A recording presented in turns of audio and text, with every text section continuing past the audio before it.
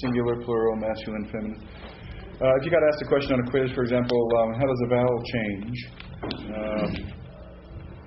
in the construct form typically? How does a vowel typically change in a construct form? What would you say?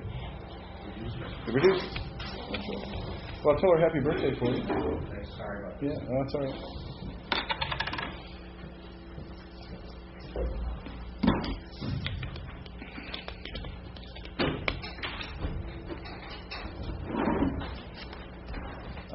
In the next chapter, it seems to me that we ought to know how to count in Hebrew, right?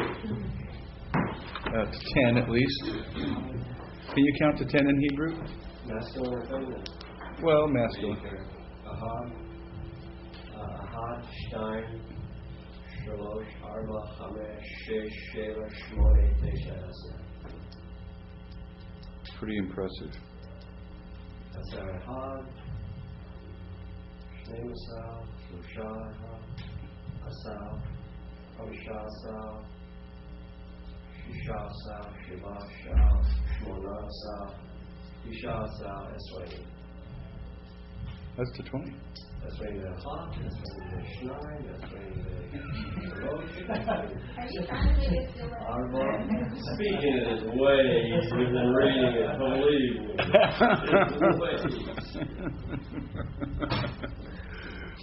All right. How did you say 2? Shnei or Shtein. Shanayim? Or Shanayim. Okay.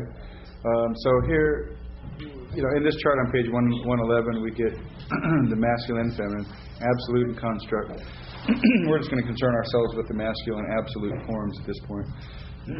Should be able to get to the rest fairly easy if you know those. So, Echad, Shanayim, Shalosh, Arba, Chamesh, Shesh, Sheva, Shemona,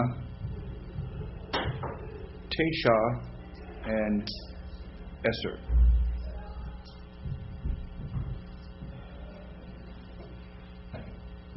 That's pretty much a vocabulary issue in a sense, but it's good to be able to, if you're taking Hebrew, you should be able to count Hebrew. You should be able to say, hey, look at her in Hebrew. Echad, Shanayim, Shalosh. Right? So let's say them together. Let's say them right together, and instead of repeating after. All right. So let's start. Echad, Shanayim, Shalosh, Arba, Chamesh, Shesh, Sheva, Shemona, Tesha, Esser. Or how would you say it speaking that? Esser. Esser. Shmone or Shmona. Shemone. If you're using feminine or masculine. Right. Shmone. All right. So if you saw those as vocabulary words, you'd be able to say what they mean. I suppose it's kind of overkill to make you write them out in order, isn't it? But you should be able to say them, right, in order. Say it now or next week? Huh? Next week.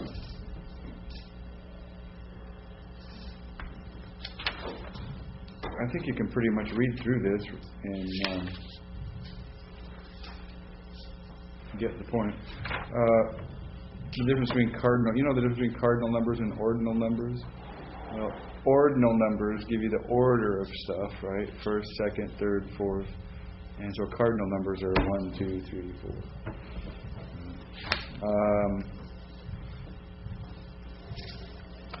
Numbers 1 and 2 do some different things. By the time you get to 3, it's a lot more consistent. The numbers 1 and 2 operate like adjectives. Numbers 3 to 10, interestingly, not only come before the noun, potentially, but do not agree in gender. So if you have banim, you will have shlosha, which is kind of interesting.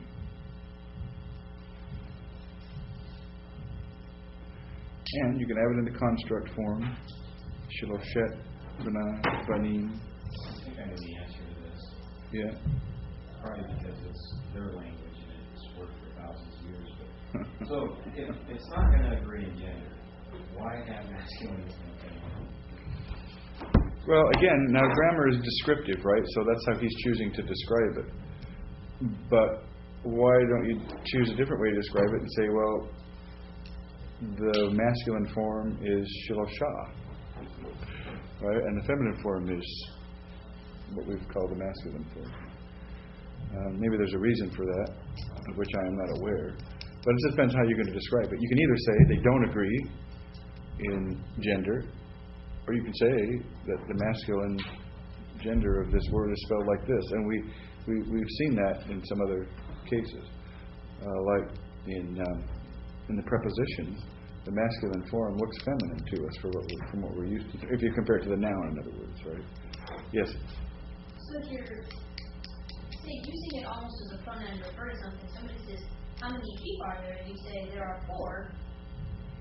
Would it still be the opposite gender of sheep? I would expect so, yeah. It's kind of odd, isn't it? Honestly, it doesn't come up a lot in the Bible. There's just not a lot of number stuff in the Bible. So if you have to get out a book and refer to something when you come to a number in the Bible, it's not going to hurt your feelings too much. I mean, you've read the Bible enough. How many times do numbers come up? Now, in the creation story, they come up. Right? We've seen them, but it's not. Yeah, you get into prophets, you're in bigger trouble than having numbers, I'll tell you that. Yeah, 1,600 cubits. But now you know the word for cubits, so you're good to go. Get to the Noah story,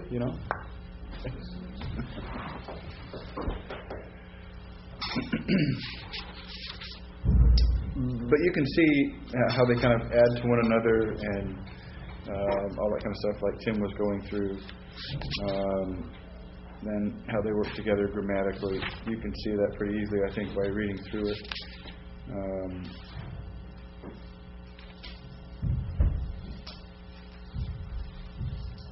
Look on page 115, the ordinal numbers. First is Rishon, masculine, and that's from Rosh, head. The first word of the Bible is what? Bereshit. In the beginning, all words related to one another. So Rishon is first, Sheni is second, Shiloshi is third, Ravi'i is fourth, Chamishi is fifth. You can see how these look kind of similar to the other ones, so it's not going to be that big a deal. Shishi sixth, Shavi'i seventh, Shemoni.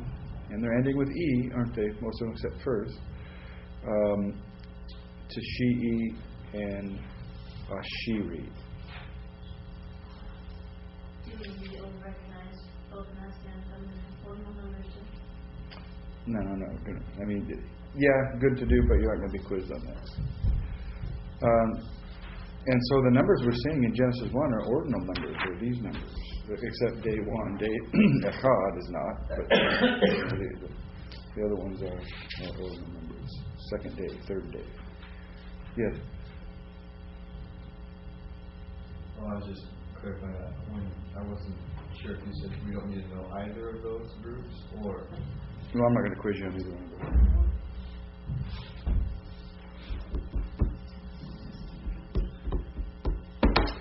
Okay, a little bit more vocabulary. I guess you're going to know cubit now, right? Page 117. Amah. Forearm, cubit. Aim. Mother, and that's feminine. Makes sense. Beged. Garment. Now, the more vocabulary words you get, you're probably going to have to start thinking of funny ways to remember these things, right? However you do that, you're going to have to use some devices to help you. Zera. Seed or offspring, descendant, child. Chatzer. Permanent settlement, court, enclosure. Lila, night. Lakain, therefore. Moed, appointed place or time, season. Machaneh, camp, army. Mal'ak. Alright, now that's a silent shaval. Why? Because patak is short, and after a short vowel, shaval is silent. Ma'aseh, work. Now we'll learn that asa, without the maim, means to work a verb. And we'll learn that a maim on the front of a verb is a way of forming a participle in some of the stems. And so it's not hard to see how a verb to work goes from working, a participle, to that which is worked, a noun. So that's why you get that maim on the front of that, what would be a verbal. All right, na'ar, youth, young man. Nachala, inheritance. Avon, that's kind of an odd one, isn't it? See that there? So that doesn't turn out to be a cholam vav vowel. It turns out to be a vav with a cholam, avon. Can you see it? Why? Because it would not be pronounceable otherwise. You're not going to have aon. You're not going to have two vowels together without a consonant. You're going to have a consonant after that vowel, so it's going to be avon. Yes? On the one that we pronounced just before that. Machala. So is pataka short? So, but that's still Yeah, that's not just a shaval, that's a reduced. And if that were just a shaval, which it couldn't be because that's a guttural, but it would be nachla. From my first glance. Sometimes our glasses fog up on us, or get blurry. Yep. Okay, kerev. Those Sagolit nouns, and remember, those usually, not always, have accent on the first syllable. Rock. Sorry, is that rock or rake? That's rock. Sometimes pataks look like they have two dots on the end of them, and sometimes series blend together and become pataks for me. That's only. Shalom. Peace, health. Sham. There. Tamid. Continually, regularly.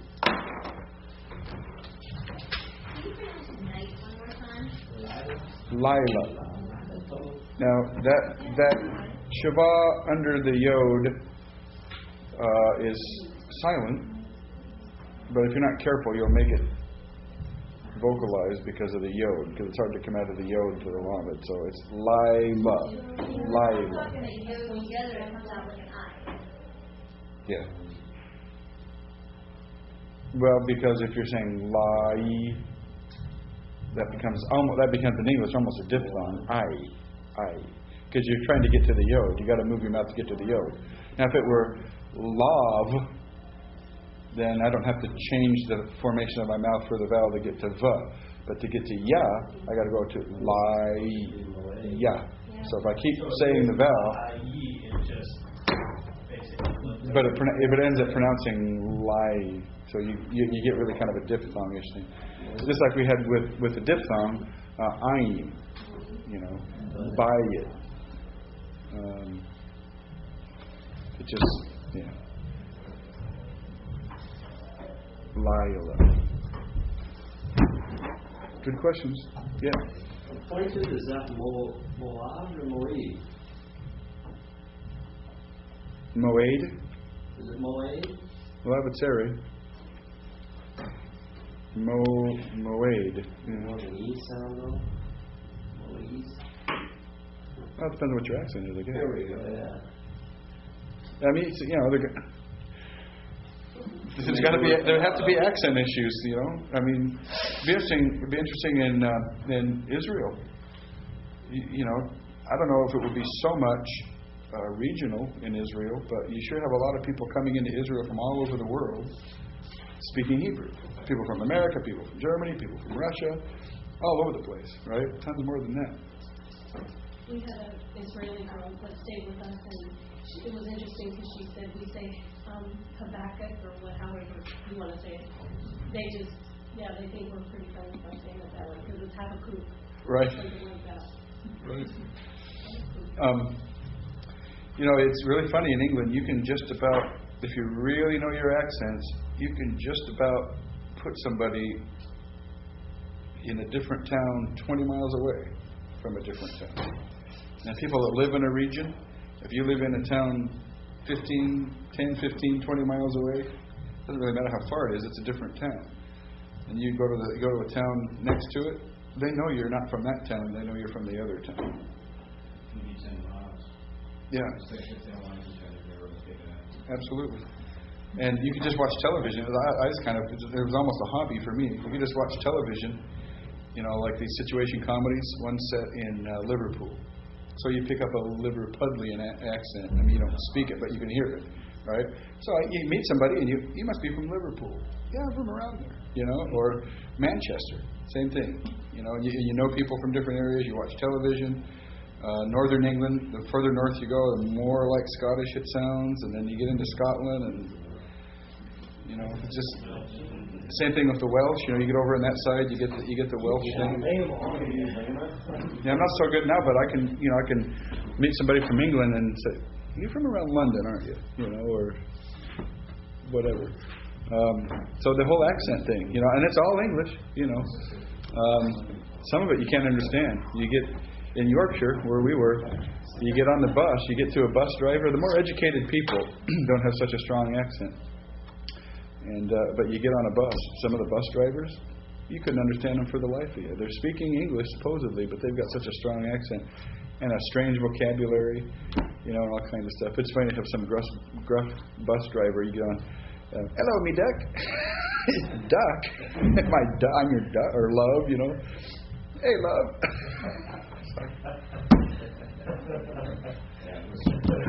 Okay. It's kind of strange. I've said this before, but you get there and you know it's English, but you can't understand the word. Ordering at a restaurant, or I was on a bus and listening to the local talk to the bus driver, and I understand what they're saying most of the time. Sometimes the accent's so strong, but then the use of the words, a lot of times, you just think, what are they talking about? That's right. They're talking so fast.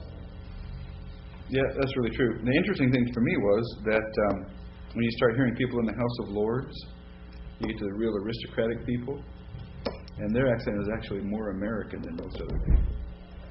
And some of them don't even say schedule; they will say schedule and stuff like that. Yeah. Yeah. So and the Queen even, the Queen really has a more American-sounding accent than most people in England do. Now, it doesn't exactly sound American, but when you hear somebody in England saying schedule, then you know something's up. And I've heard people in the House of Lords do that. So, actually, maybe our English is actually more regal, royal. That's not on tape, is it? Sure. Yes. Oh, man. Okay. I'm teasing. All right. Let's take a break for, what do you say, 8, you want 15 or 20 minutes? Probably peanut butter all over my face, don't I? Maybe that's the makeup. Just jam. We wouldn't tell you. I mean, we would tell you. All right. All right. Let's do some fun stuff.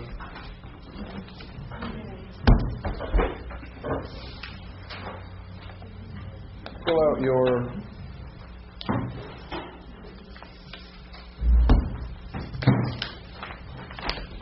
Bible and your dictionary.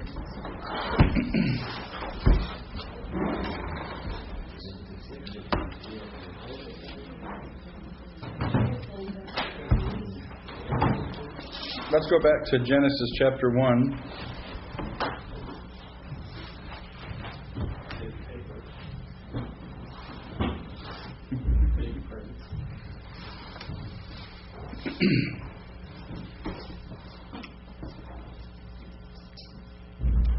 All right. We have done through what?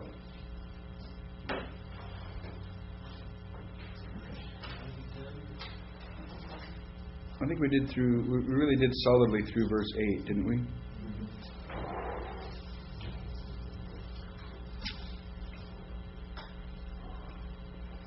All right. Let's start at verse 9 then. Does anybody want to volunteer to pronounce up to the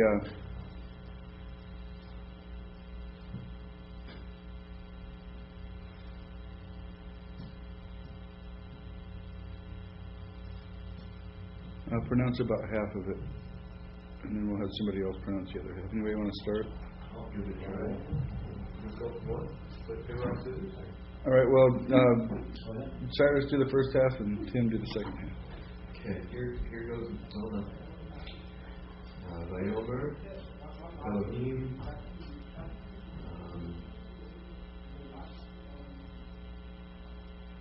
Yikava. All right. That's a shurik on the end of there, right? Shurik is oo. Oh yeah, Yikavu. Right? Yikavu.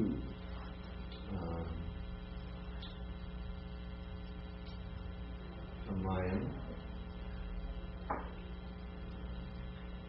Mid. Is it mid or my? Okay, so mid. Hot.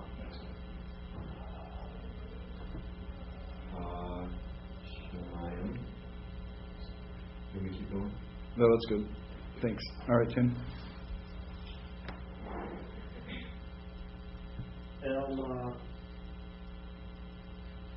Elmakom, Atar, Once again, that's echad, isn't it? Yad, Atara, Vatera'eh. Alright, yeah. Is that right? Yeah. Yep.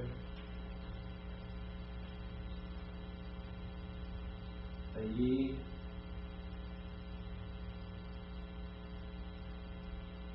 Ye. Shah. Yeah. Hayabashah. Hayabashah. Hay. Ken. Yeah. Vahi Cain. Did you ever ask about Vayahi or Vahi? I did. Vayahi. Is it Vayahi? Vayahi. Huh. But then again, he said it's like what part of the country are you from? Did he really? Mm-hmm. How funny. Because according to our rules, it should be Vaihi. But I've always heard it Vayahi. So. Of course, he's a real modern Hebrew. Yeah, right. Yeah, so Vayahi. Well, how about that? We had it right even though it seemed wrong. Can't be right if it doesn't seem wrong. What's it? I guess so. It's probably one of those accent things. Accent's a funny thing. All right, now I'm not going to tell you too much. I'm not going to tell you as much as I used to tell you because we'll see what you can do and learn to use your lexicon. But we're doing it as a class, so somebody might know something here. So, Vayomer.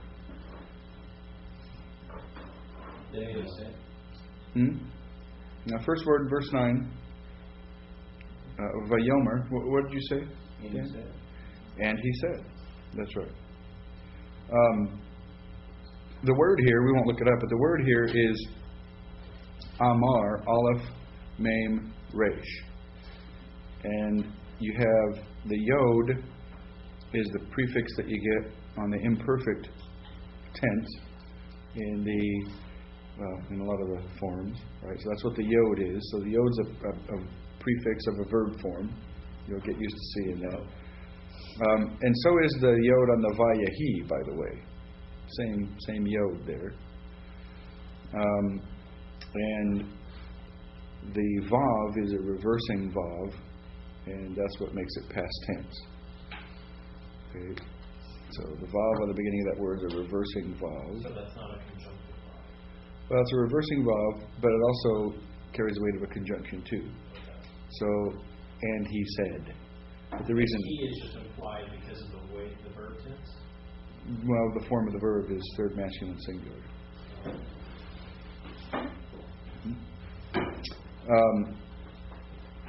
So that paradigm would go in the singular something like this: yiktol, tiktol, tiktol, tiktoli, ektol. Well, that doesn't tell you much because you don't know the. You will though next time. Yes, you got to get that. See, you got it. When you're learning these forms, you got to get a rhythm. Remember with Greek, o, ace, a, amen, usi, right? You got to get the rhythm. I know it's almost like rap. You know, you got to get the rhythm going. But anyway, you hear the yod, right? Yiktol is the third masculine singular. Tiktol, if it were feminine, it'd have to have a tav on the beginning of it. Tiktol, right? So that's what's going on there. All right. So, and he said, then what? Elohim. So that turned out to be the subject. So, and God said, now, Yekavu. Now, probably the hardest part about the whole Hebrew experience is determining what the actual lexical form of a word is. Okay? To be able to look it up in the dictionary. Because if you don't know the word and you got to look it up, you won't know the word unless you look it up. But you don't know how to look it up until you know the vocabulary form of the word, right? And the trouble with Hebrew is you're adding so much to the front of the word, you're adding so much to the back of the word so many times. What's the root you're looking for, right? Now, if you look at the very first word of verse 9, Vayomer, you don't have to know that much to figure out that Aleph Mem Resh is the root you want to look under, right? But sometimes you get root letters dropping out if they're weak, like a noon. Sometimes you have weak verbs that have, like kum, which has a shurik in the middle and two consonants. So that does funny stuff. So you got some weak letters in this situation here. Now, what are you going to guess the yod is after what I just told you? Okay, it's a prefix because of a verbal form. All right.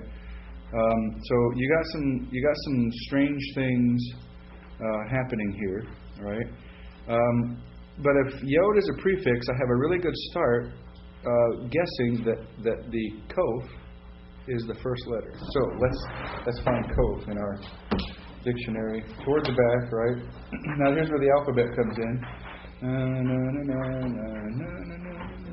Now, is this right left or left or right? It's like English. Zayin K Te Do Kaf Lamed Mem Nun Samek Ayin Pei Tzadeh Kof Re Shin Ta. So toward the end, okay. Kof. Now, what are we working with here? Let's see. The next letter is a vav. This is a strange word, but let's see if we can find a kof vav. All right.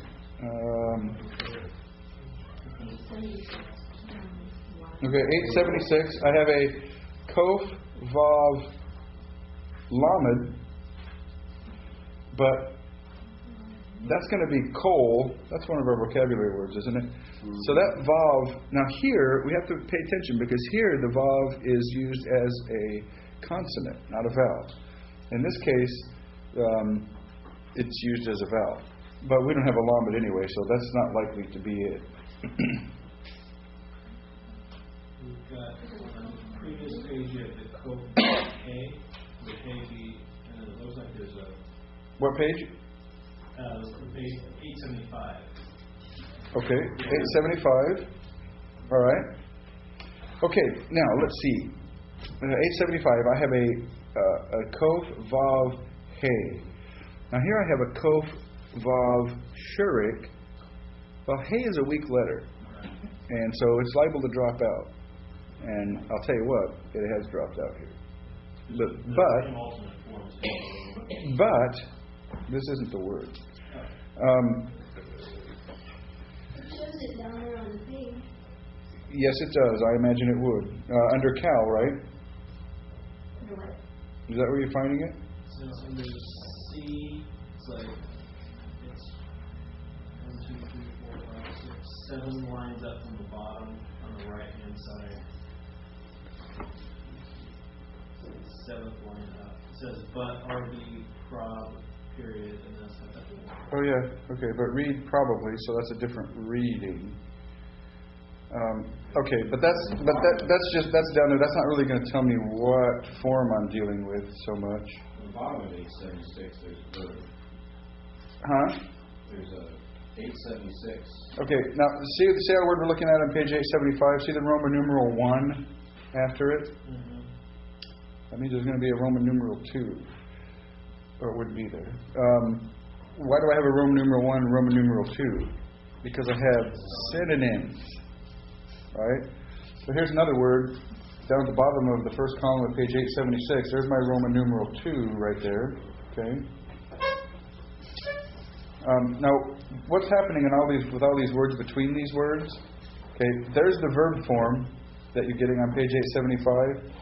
And now you got a whole bunch of other nouns that are formed from that verb form. And so that's where they're listed in the dictionary under the verb they come from.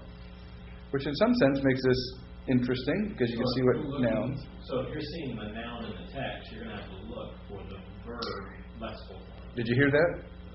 You're probably going to have to look for the verb of form of it to find the noun. Now you could probably find the noun form, but it's going to have a V, which means see, and they'll tell you what to see.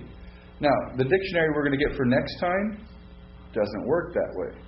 It's a smaller dictionary than this, doesn't have as much information, but it's much easier to use for translation. So you're going to look up the nouns under their own, spelling. Right? So look at the word for hope right here. 2/3 of the way down the column, the first column on 876. Tikva. Tikva is the word for hope. We haven't had that as a vocabulary yet, have we? You see it? Well, the strong number is 8615. See it in the left-hand column? Okay. Tikva.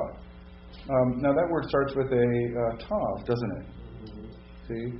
But you're actually looking up under kof because it comes from the verb kava. Right? So what does that verb mean, kava? To wait for. Well, you can see how hope comes from that, right? Sort of. The dictionary we're going to get holiday for next time works differently, and so for translation that's going to be a lot easier to use. But you need to know how to use this because this is the one with the major information in it. If you're really doing serious exegesis and stuff, this is the one you go to, to find out the big stuff, right? So you really need them both in your library. All right, but as it turns out, there's another kava, and this one means to collect. So wait for or collect. Well, I'll tell you right now, in our context, it's going to be collect, right? But I could try them both, right? Mm-hmm. And God said, wait for the water, or collect the water. Oh, creation narrative, collect the water. Okay, I'm down with that, right? So, bottom. Helps too that it shows the exact word here in references Genesis 1:9. Well, that's right, and that's a very, very good point. And that's what I told you before. There's a very good likelihood that I'm going to actually be able to find my form right here, right? Yikvu. Do you see it? And in this case, it actually parses it for me. It says it's an imperfect, third person, masculine plural. Okay? So there's my very form right there, and my very reference. Remember I said this before. See that cross-looking thing, or dagger, however you want to look at it? That's the very first thing in this whole entry, right there. 8615. No, this is by 6960. 6960. Oh, There's also a dagger. There's a dagger by, I think, as far as I can see, every word on this page has a dagger in front of it, right? Okay, what does that dagger mean? The dagger means that in this entry, it's going to refer in this entry to every time it's used in the Bible. Telling you that it's not used that much in the Bible, right? When you see that, if that's really the word you have in our verse, I better be able to find the reference there, right? If I can't find the reference, I probably have the wrong word, because every reference that it's used in the Bible is going to be here. So you can see it's not a word used very much, right? So I found my form, I found the reference, so now I'm very sure, and it's talking about of waters, right? So I'm good to go on that. There's one other thing I need to know, however, and that is, see these letters in bold? That is so nice that those were in bold, by the way. In my original BDB, those weren't in bold. And when you had to scan through all of this gobbledygook to find the stem, where one stem, the discussion of one stem began, the other one ended, that was a great challenge. So life is much easier for us now because we have that in bold. But see, here you have Nif and P, right, in bold. Well, that means Nifal and PL. And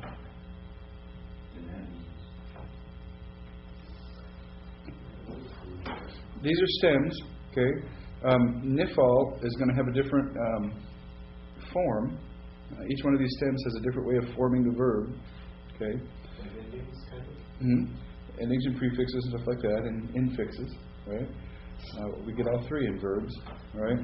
Nifal, as the name might suggest, is going to have a noon in it somewhere, right? The form we have is a nifal. I know that because it says nifal. It gives me the form plus the reference. It could not be more certain than this right here. The nifal, the verb we have is a nifal, therefore has a noon in it.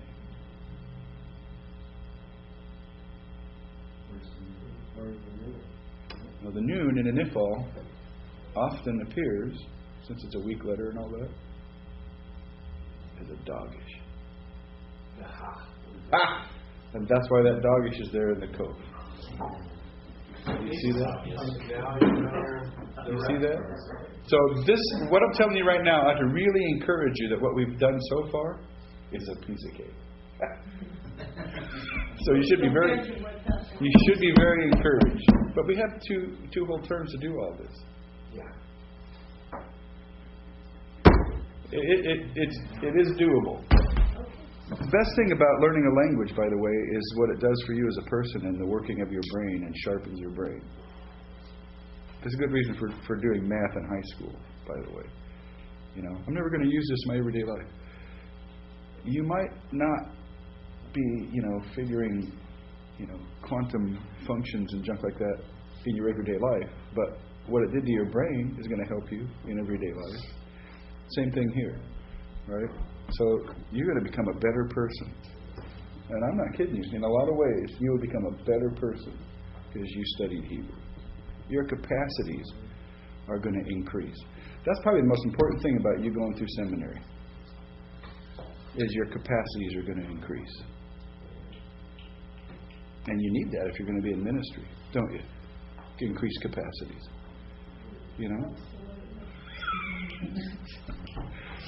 Okay, so, verse 9, Vayomer Elohim Yikavu. Now, Nifal, the Nifal means that it's going to be passive. So the Nifal is going to make the verb passive. Okay.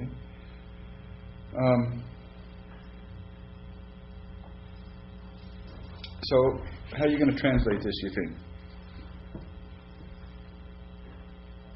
Well, let's ask. Here's another question. I know what the verb is. Okay, and God said. Now there's a quotation mark. So, what God said is going to be a sentence, right? Probably. So that sentence is going to have a verb and a subject and some other stuff. Okay, I'll see what the verb is, and it could have more than one of those things if it's compound or complex or whatever. I can see what at least one of the verbs is here, right? By the way, let me just give you a I don't know if it's advice or encouragement or a warning, but if you get your hands all over these very thin pages of this Hebrew Bible, it'll curl the pages. So early on, I got in the habit of not getting my hands all over, because it'll curl your pages to the point where they'll end up folding over, and you close it and it'll fold over and stuff like that. So, well, they don't touch the text in the synagogue either, do they? They've got a little pointer with a hand on the end of it or whatever. Isn't that right, Carl? I guess. These pages will curl up on you if you're not careful. All right.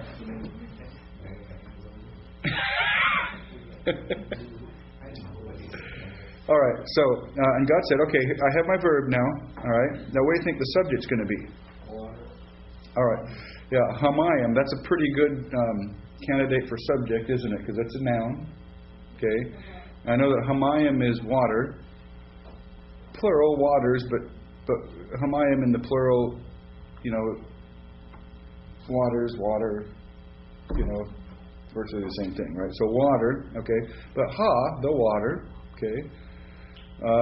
Now, so how do you think we're going to translate this? Well, because it's passive, it would be the waters be collected. Excellent. All right. It says it right next to the other. But I mean, that's what you meant by passive, though. Yeah, that's right. The waters collect. That's right. The waters be collected. Exactly. Right. Well, right. Next to nifal, be collected. Right. So that's exactly right. Okay. Does he have a subjunctive? Well, we're probably looking at something like a jussive here, really, which would be translated, "Let the waters be collected." What would you call that? Jussive. Jussive? Which has the same form as an imperfect, but it's got a imperatival kind of function. There's going to be an imperatival form we're going to learn. But a jussive also is a way of doing an imperative with the same form as an imperfect, and that's clearly what it has to be here, right? No. It's got to be plural. So if I'm parsing the verb katal here, okay, right? So just listen, and you're not. This isn't going to make as much sense to you as it will later. But when we talk about it later, it won't be totally new. I'm parsing or giving the paradigm for the verb katal, which is our paradigm verb. So yiktol. See what happened? I got a yod at the front of it. Yiktol, tiktol, tiktol, tiktoli, ektol, yiktolu, our form. Yiktalu, tiktolna, tiktolu, tiktolna, niktol. Right? So our form is yiktalu. So where'd the yod come from? Prefixed on the front of it. Where'd the u come from? Suffixed on the back of it. Right? So this tells me that our form is third masculine plural. Why is it plural? Water. Waters is plural. The subject of the verb is plural. Okay.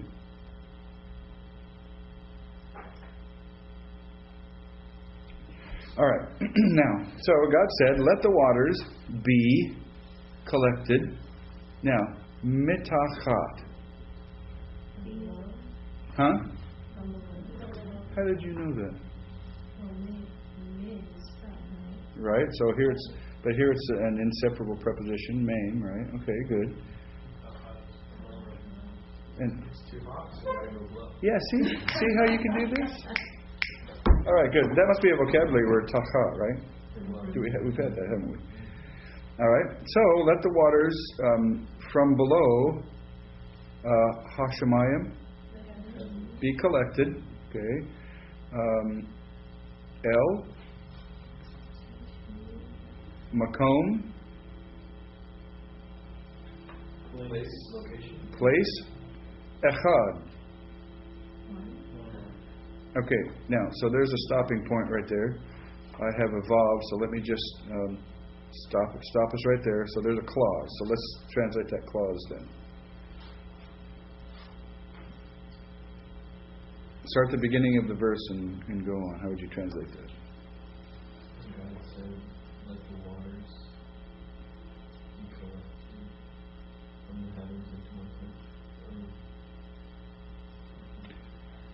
Close, but not quite.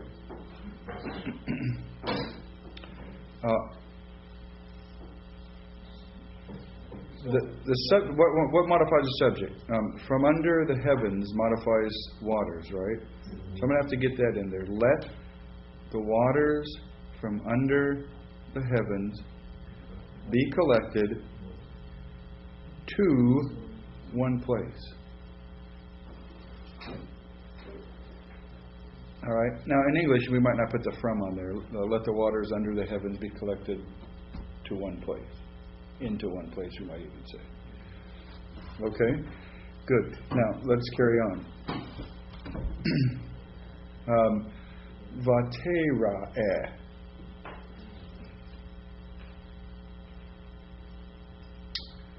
What are you going to do with that? Vav is going to be a prefix. Okay, Vav is going to be a prefix. That's right. Vav is almost always a prefix, one way or another. Even if it's a Vav consecutive that we had on that verb, or reversing Vav, same thing that we had on that verb, or this conjunction thing. So if there's a Vav in the front of the word, we're just habitually going to take it off before we try to look it up. So what are you looking up? Okay. That makes a lot of sense because that hey on the back of it looks like it could be a feminine ending, right? It's not, but it looks like it could be. And one of the problems with that is Segol hey wouldn't be a typical feminine ending, wouldn't it? You'd want an A-class vowel there, patak or comets, you know.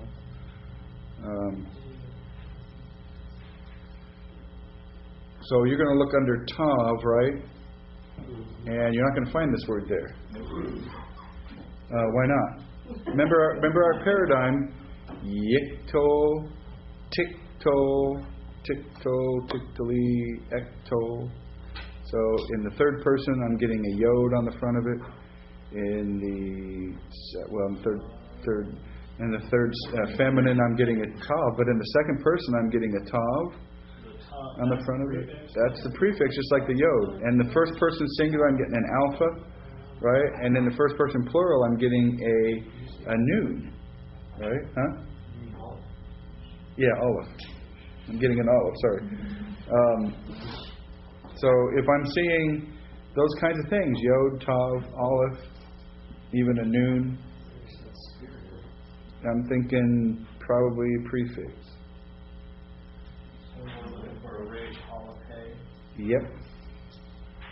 At least let's see what we find there.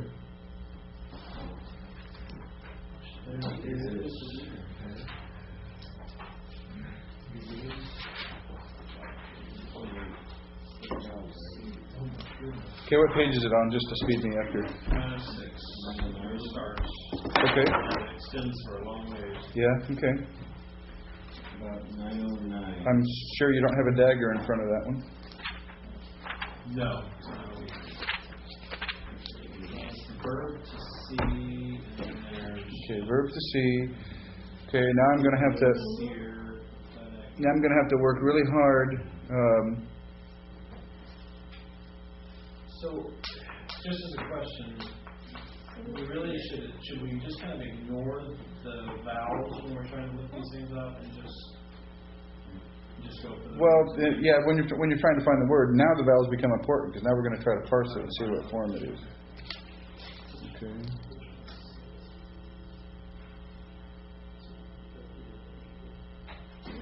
Okay, now you're scanning through. The first stem you have is cal. Do you see right in the front of the entry? The first stem you have is cal. See that QAL? All right. The mistake they made is every time you get one of the stems mentioned, it's put into bold.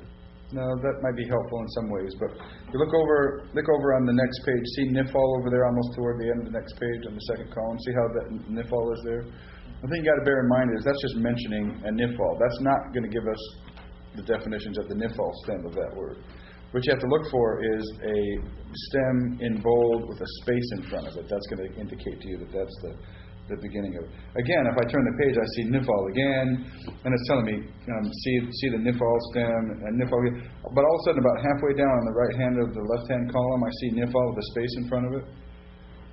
That space is indicating to me, okay, now I'm starting to get the forms of the nifal. Okay, I'm looking at these vowel points, and they don't look to me like a cal, so we're going to look someplace else and see if we can find what we're looking at here.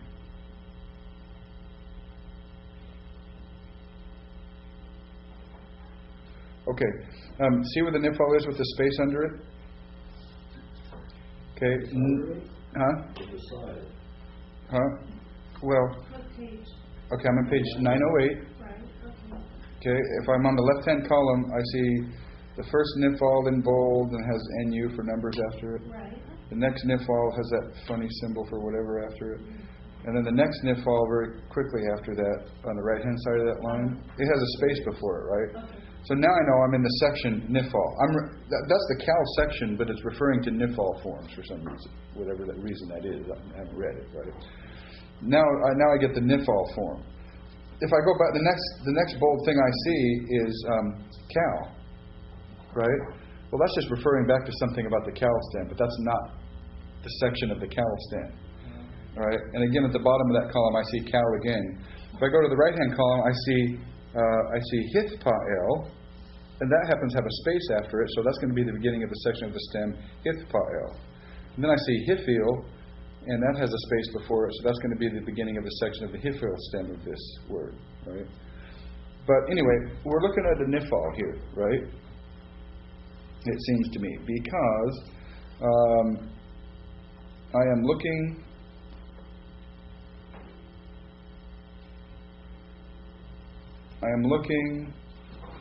See where it says nifal? Right below that. See the Hebrew word?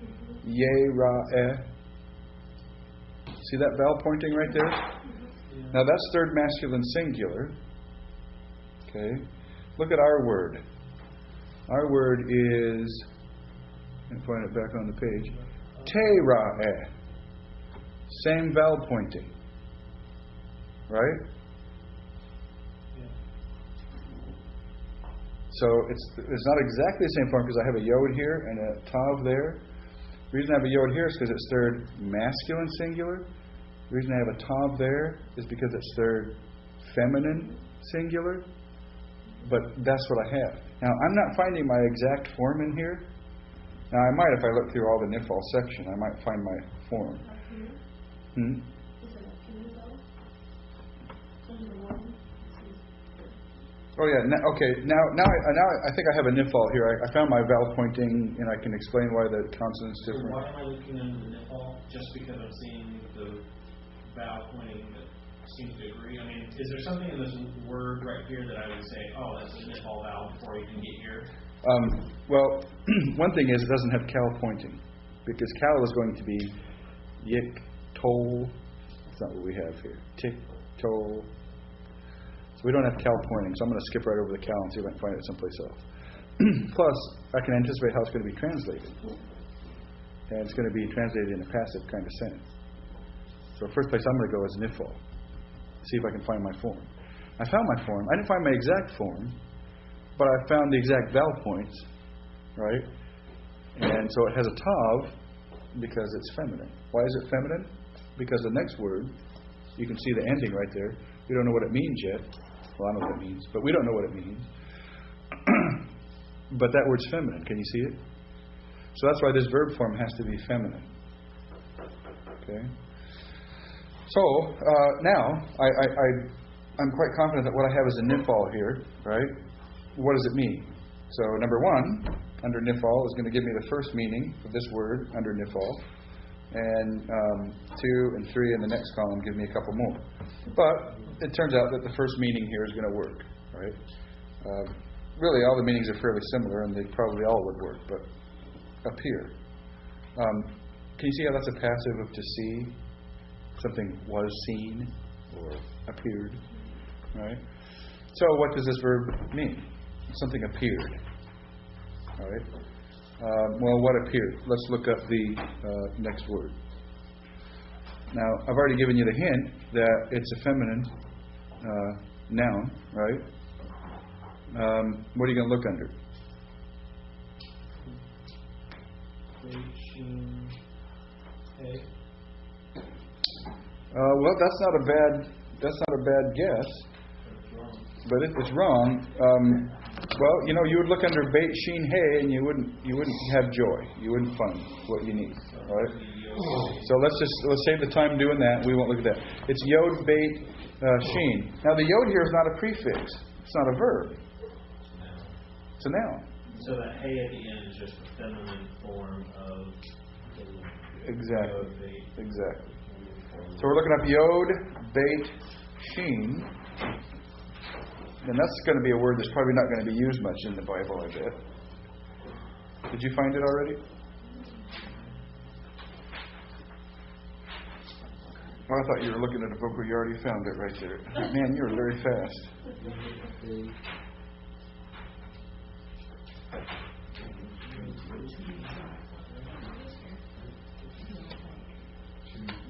Does it have one of those dagger things by it?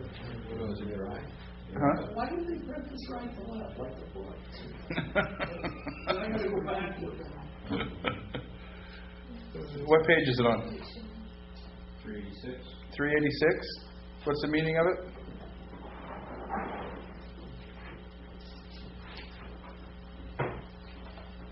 Dry, wither. Are you looking at the verb? Oh, yeah. It's dry ground. It's on top of 387. Oh, I see. Do you find your form there? Okay. There you go. Okay. There's a dagger. All right. And the dry ground appeared. All right. Next word. Vayahi. Now we've seen that a whole bunch. Remember what that means? And it was so. Right. Cain is thus, and it was thus. Now Vayahi is from the verb to be, and that form is Haya. Hey, Yod, Pei. Yod's a weak letter, so that word, the verb to be, is going to do all kinds of crazy stuff, right, in its forms, and that's what you have here. Now, see, it dropped off Vayahi in this form, it drops off its final hey, doesn't it, right? The final hey of Haya is gone. The first Yod is the Yod of the imperfect verb form, like we've been seeing here, right? The second Yod is part of the vocabulary word stem part of that. So that vav you mentioned earlier that the vav was both a conjunctive and something on the first word. Well, on this verb, on a perfect verb, if you have a vav on the beginning of a perfect verb, you can often translate it. I'm saying perfect, I mean imperfect. An imperfect verb, you can easily translate, if the context warrants, as a future, right? So if that vav weren't there, you might translate that it will be. When you put the vav on the front of it, it reverses it and makes it past tense. And so instead of it will be, it was. So it serves both as the and the past tense? When it's stuck on the front of an imperfect verb, yes. It reverses it and serves as an and at the same time. So, and it was so, or it was, and it was thus, or whatever. Right? Now, this stuff isn't going to come to you overnight. That's why you have two terms of beginning Greek, and then you're going to have another term of reading Hebrew, and it'll work it down, right? It'll work down. You'll get there. But I didn't help you nearly as much on that as I have in the past. The only thing I had to help you on was the verbs, right? And all of a sudden you're shooting ahead, a million miles ahead in your ability to use a lexicon. You guys are just picking this right up. Bam, bam, bam. This is hard. This lexicon stuff is hard. But you guys are just... Why? Because I've already expanded your capacities almost miraculously. In fact, you probably go home.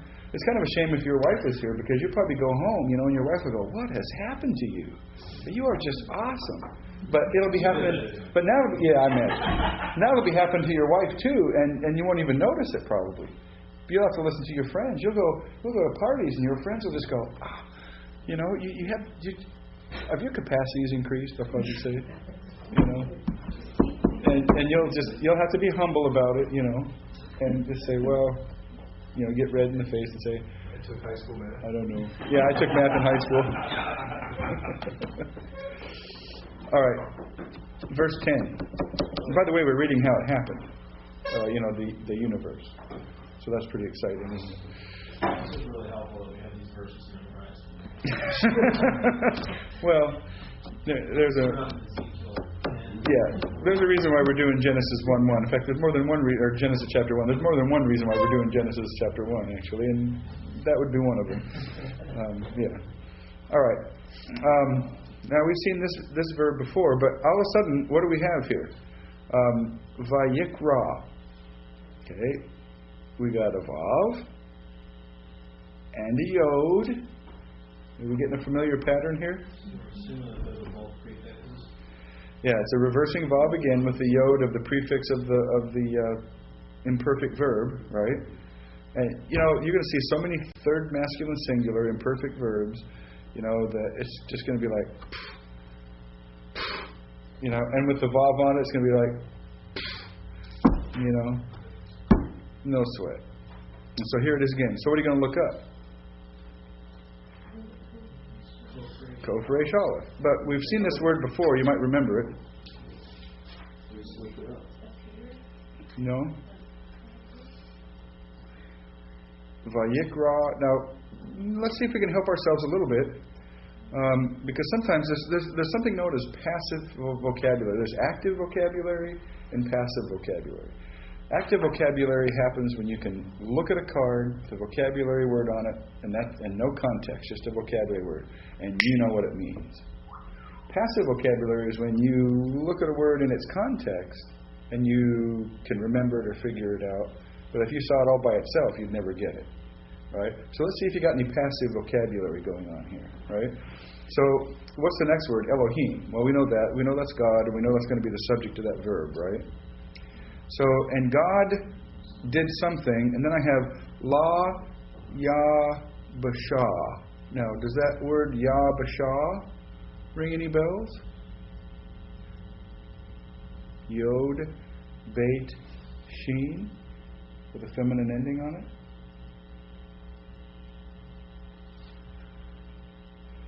Yeah, don't kick yourself. Does dry ground ring a bell? Yeah. All right. So, it's just learning to pay attention. All right. So, yeah. So God did something, and then Lamed. God did something to the dry ground. Dry ground. And what's the next word? What? Aretz. Okay. He what? He called the dry ground. Okay, good. So we got some passive vocabulary going, right? So kara means what? Call. To call, right? So this is, this is probably a cow. I think that's a cow imperfect right there. And the reason you get a comment there is because the aleph is a weak letter. And it sounds better than yikro. All right, so I'm not going to look it up, but my guess is we got a cow imperfect going on right there, third masculine singular from kara. Parsing, see? Does it sound familiar? Right? Oh, yeah. Cow imperfect, third masculine singular from kara, to call. Okay? All right, so God called the dry ground Aretz, land, whatever. All right. What is that? And. Okay, and la.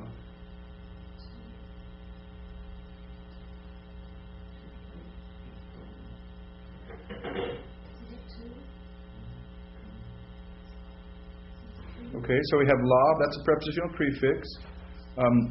Mikveh. Now. This is hard to read. That could ring a bell to you if you wanted it to. All right. Look at our verb in verse 9. Remember, we had kavah.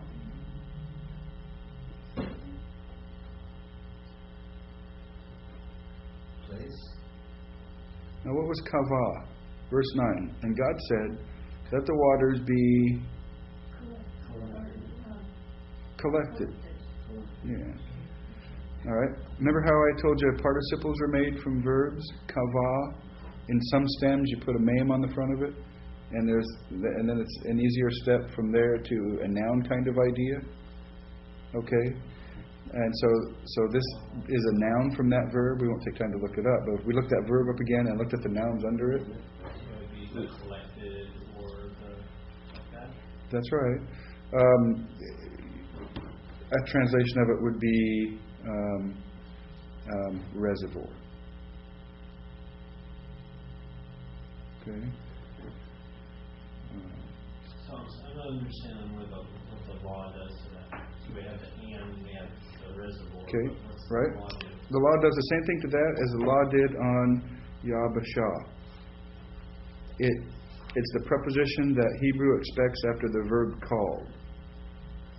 He called almost to, but we wouldn't say that way in English, because it's not something he's actually, you're going to call to something he's going to hear you.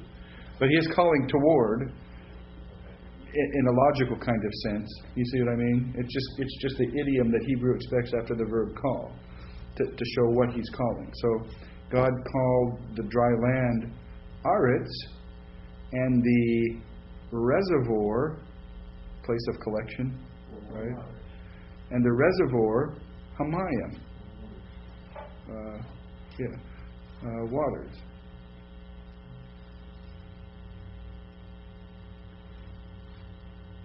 Actually, interestingly, okay, well, let's just hold that thought. And he called, and to the reservoir, the waters, Kara. What do you think that's going to be? Kara Yamayim. Now, there's my Atnach. See that little caret right there? So there's my stopping place. So I can tell that from Ula Mikveh, right, to that Atnach is going to be a grammatical unit. Because call it Aretz, and to the reservoir, the waters, what is Kara? To call, that's right. And that's the perfect form, and that's going to be probably past tense. The perfect form doesn't have anything prefixed to it at all. It'll have some endings, but there's no prefixes. And the ending in the third masculine singular is blank, just like it is in the noun, masculine singular. So it turns out that that's very close to the vocabulary form. So Kara, he called Yamayim. Okay, so it's not going to work to say and to the reservoir, and he called the reservoir waters, because now he called Yamayim. Now, or Yamim, I'm sorry, I'm pronouncing it wrong. Yamim. What's the word Yamim mean? Anybody know? You tell me, I'm going to have to look that up. What are you going to look up? Sea, that's right. Sea or west. We haven't had that vocabulary, have we? Oh, we have? Well, there you go then. So we know that. So what's Yamim? Plural. Sea. Or sea is just, kind of a plural sort of thing. Okay. So what are we going to do with this reservoir and Hamayim here? Called the reservoirs of waters, or the collected waters. Okay, so what kind of a grammatical thing do I have here? Oh, it's the construct chain. That's right. See? Now you know all of this stuff is not for just, fun and games here, because they do occur. So how are we going to translate this? Okay. And the reservoir of the water, or the reservoir of water. Now, look at Hamayim is in the absolute. That's the absolute noun, right? And it's got a definite article on it.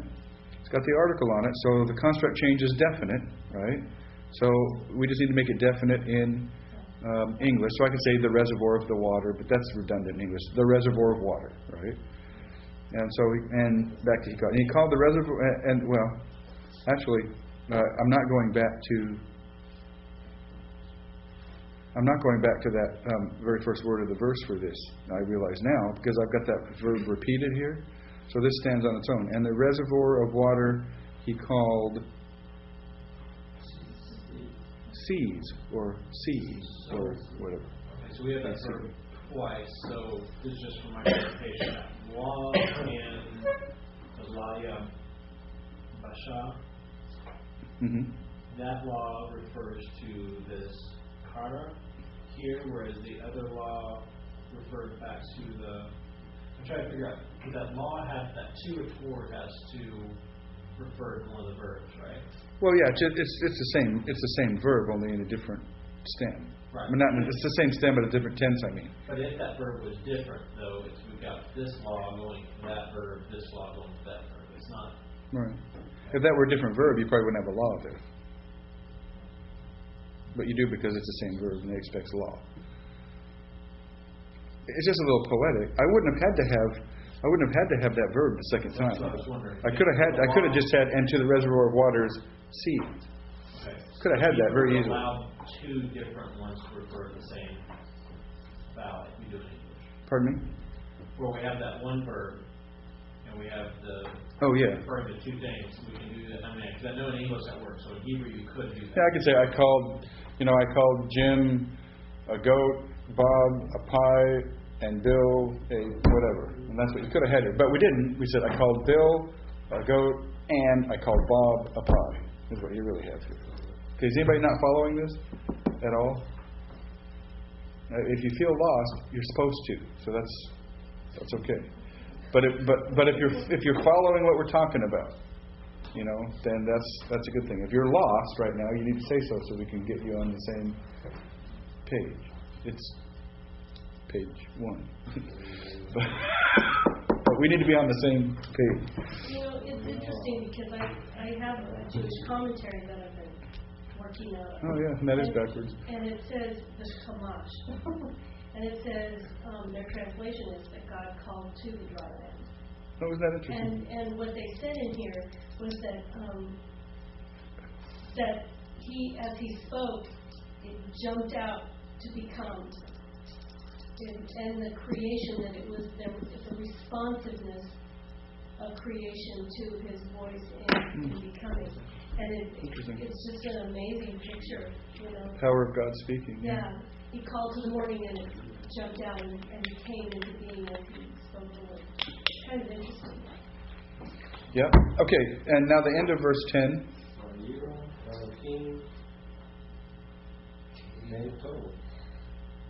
Yep. Yeah. Okay. Key is that or because, right? We know that. We have that today. And tov, or sometime we had it. Tov is good. I know Elohim, but now I have a verb I need to deal with. Vayira. Now, you can see that vav, reversing vav, the vav consecutive there, right? You can see the yod is probably going to be the prefix of the verb, and it is.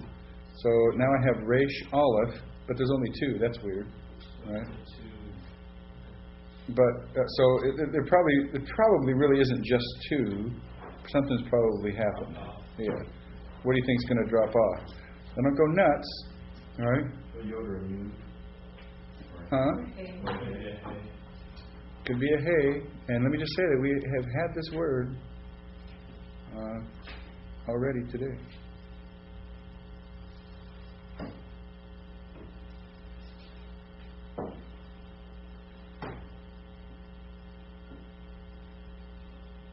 When does it come from? Seed? Mm-hmm.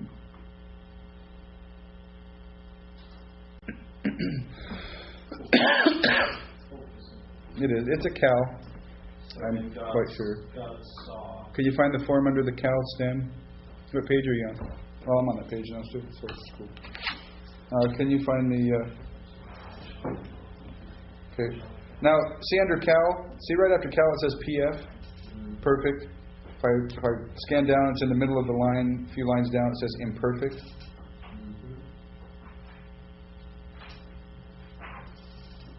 What page?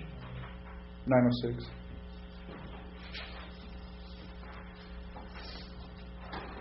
Well, there's my form right there. It gives me Genesis 18:2 for it. But do you see my form? It's just 2 lines down from where it says imperfect. Vayareth. Do you see it?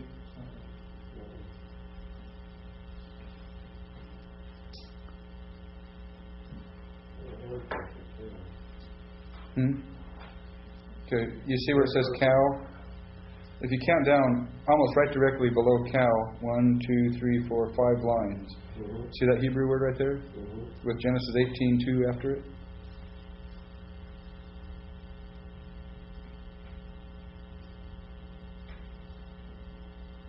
Does everybody see what I'm talking about? That's my form right there. Okay? So what I have is a cow. I have a cow imperfect, third masculine singular. It's an alternate form. It drops off the hay, right? So how are you going to translate this? God saw that it was good. Exactly. All right. But I don't know why. I mean, I understand that part. Okay. Well, God saw. God saw. Right. But this key, I'm not understanding how. What was key again? Forgot what it was. Oh, the other because God saw that good, literally. Oftentimes the verb of being is left out, like it is in Greek, maybe even at least as much or more in Hebrew. God saw that good. You have to supply the verb being. God saw that it was good.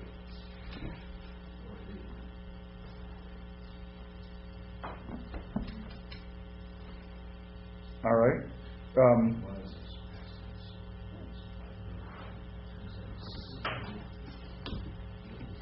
Okay, let's see if we can do one more verse. All right, is everybody kind of following that? Okay, well, you're a little lost on the verbs, right? You're supposed to be. We haven't had verbs yet, so that's okay. Okay, Vayomer Elohim Tadshe Haaretz Deshe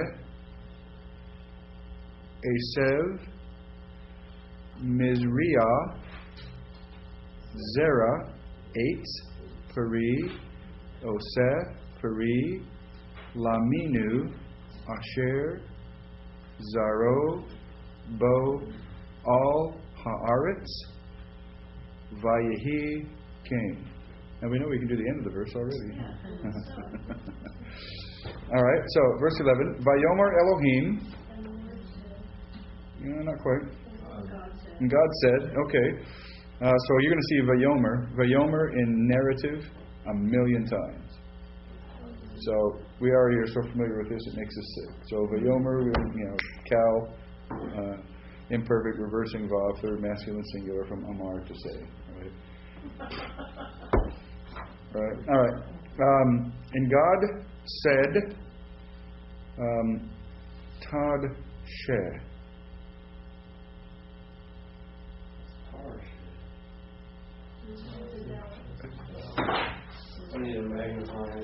Okay, what's haaretz?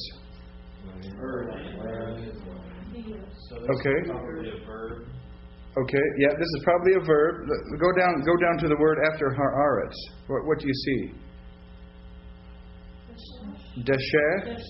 Okay, we ringing any bells here? Look at Tad Sheh. Are we seeing anything similar there? Yeah, same root. Okay, and could really be from the same root. It will be. And what that's telling me is that it's affirming what you just said, Jeff, that this is a verb because I got that tav on the front of it, right?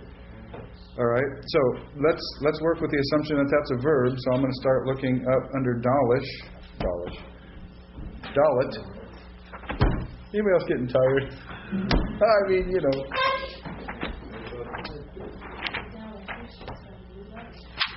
Okay, Dalet, Sheen, Aleph, isn't it? Yeah, okay, there you go. Anybody got the page?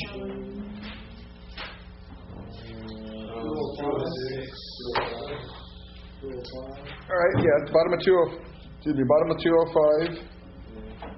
All right. I can look up both of these words at once. On 206, I see the noun, deshe. What does that mean? Grass. Okay, and the verb, dasha, means to sprout, shoot, grow, perfect. Let's see. Okay, I should even find my verse number here because of that dagger right there, right? Okay, there it is. Tad Shea. It's a hiphil. Okay, what does it mean in a hiphil? The hiphil stem is traditionally seen to be causative. So cause to sprout or shoot forth. So the cow means to sprout. The hiphil means to cause to sprout. Okay, or to shoot forth.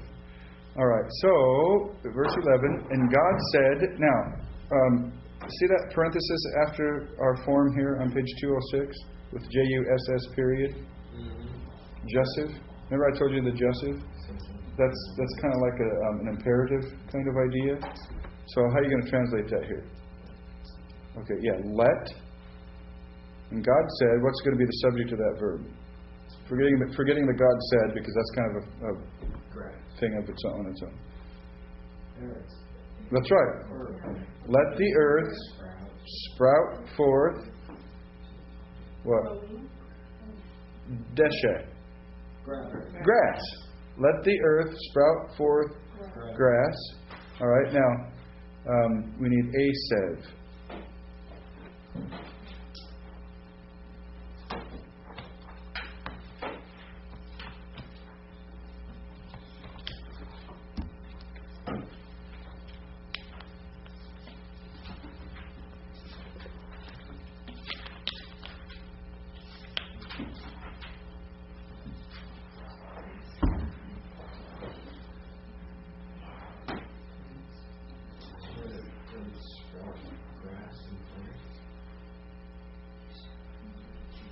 What's asev?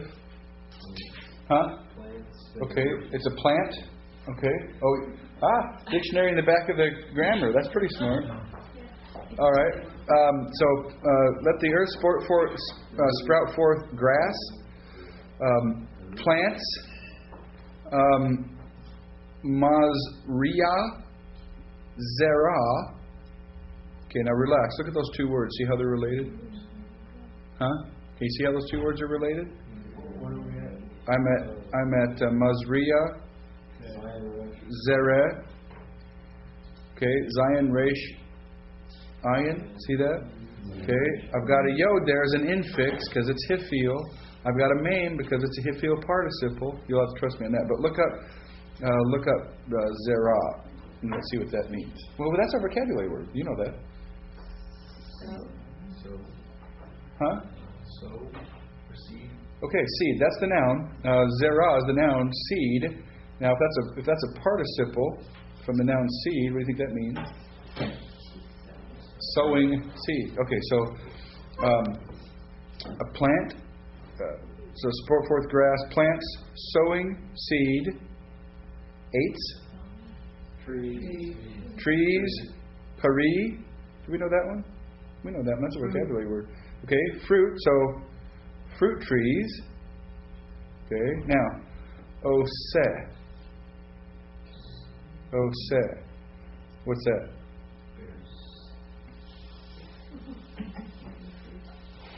What's it from? Did you look it up back there? No.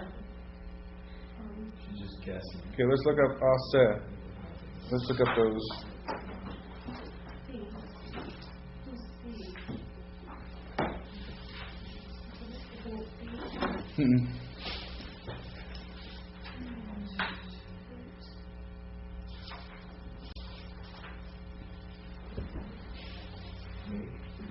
Okay, to do, to make. All right, so this is fruit trees making fruit, because that's what fruit trees do. All right, so fruit trees, okay, bearing fruit. Lamino. What do you think lamed is? Okay, somebody look up mean. What do you think O is? What do you think O is? Tell me this and you'll make my night. 4. No, I'm talking, well, yeah, the O, if it had an olive whole involved, but I'm talking about the end of lamino. That is. That's right. His, Yeah. or its, in this case. Good. Isn't that good? I know. Carl gets a gold star. All right. Lamed is a prepositional prefix, so we need to know what mean is. I think. Well, it might actually. The word actually might be lamin. You find it in the back of there? Because sometimes prepositional prefixes and stuff kind of get stuck on, and it becomes a word too.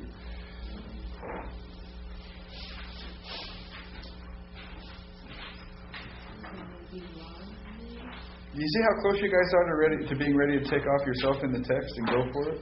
All we got to do is cover a little verb action, and you're good to go. Bam. Yeah. It'd take a while. You know, if we had a nuclear bomb and the only person to lead the church was left was you with your BDV and your Hebrew Bible, you know, and your grammar. Eventually, you'd be a Hebrew stud, and away you'd go.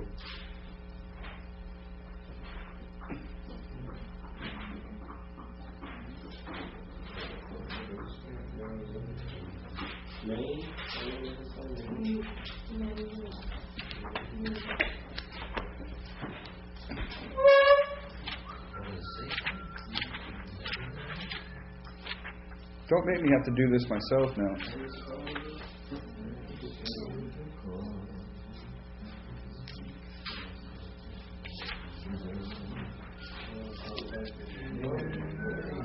Page 568.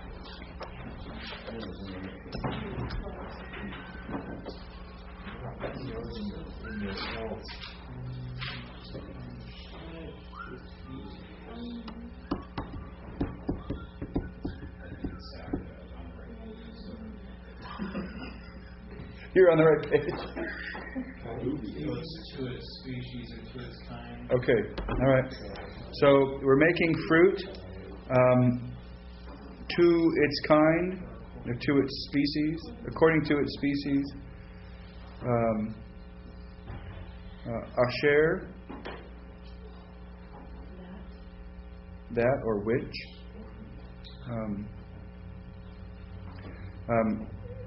Which and Zaro, what do you think that's going to be? So, Well, it could be, but this isn't a verb. This is the noun form. And that was a really good guess, Jerry. What's the O part on here, Carl? Okay, or it's in this case. It's what? Third masculine. It's. Yep. It's. No, kind was lamino. Zaro. Seed, that's right. Okay, after its kind, which, in English you kind of have to put has, you got to supply has, which has its seed in it, see that? Preposition, ba, and the third masculine singular suffix, which has its seed in it, sorry I shouldn't have told you that, in it, all, upon, the earth, Vayehi came. And it was so. Okay, so God said, let the earth sprout forth grass, plants, sowing seed, fruit trees, bearing fruit, according to its kind, which has its seed in it upon the earth, and it was so. Now, this is why a tomato is a fruit. Because a fruit has its seed in it. I don't know, that's kind of silly to me. But. So the way that we know which verbs relate to which nouns is because typical Hebraic order Absolutely. shows that they're connected. Absolutely. So that because there's no commas or punctuation, it's just their order shows. Yep. But there is kind of commas and punctuation in the accents. Remember, some of the accents are disjunctive, some of the accents are conjunctive. So that's why I've taught you about the atnak, which is the second strongest disjunctive accent. So it's a stopping place. The first strongest is that semicolon looking thing, or the colon looking thing, I'm sorry. It's Now, the salute how so many were any of those things in the original Hebrew, or all of these additions? I wouldn't, well, I would say probably not, but if there were some like a salute so pasuk or something like that, I would say most of the accents probably weren't there, if any of them. It wouldn't surprise me to find out that on occasion some were there, but those are probably, if I knew better, I could give you a better answer. But those are probably entirely Masoretic things, actually. And the measurement was, what, 1,000? 11,000 AD. Yeah. So we got to cover some verbs, right? But you're getting there. And notice how you picked the stuff up, and you did well, picking the stuff up in the text, right? I mean, you look in the grammar and you go, oy vey, right? But when you're looking in the text, it does come, doesn't it? Right? You even finally picked up that construct chain we had there. Now that was exciting, wasn't it?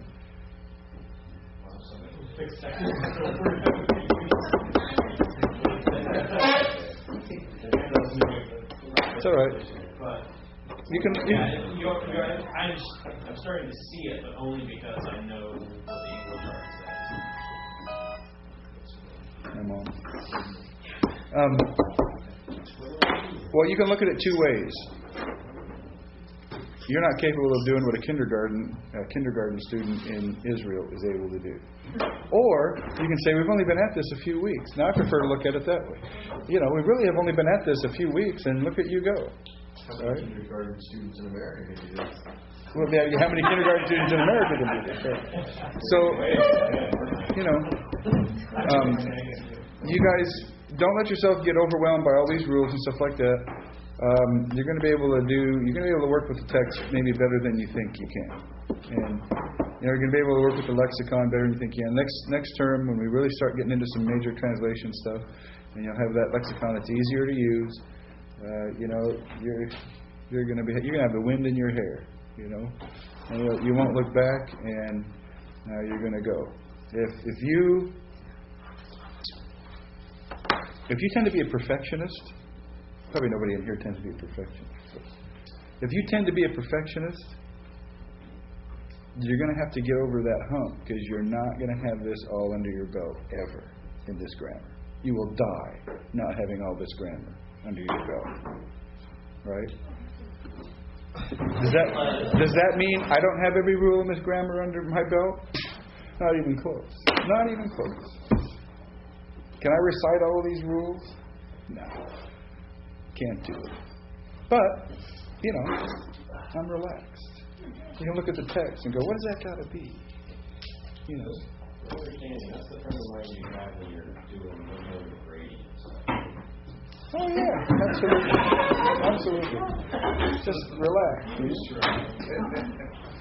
But it's serious, if you are not a disciplined person, then you're going to have to overcome that hurdle too, because, again, once or twice a day, it doesn't take long, but once or twice a day, that takes discipline. So if you're not a disciplined person, you got to get over that. But if you're a perfectionist, on the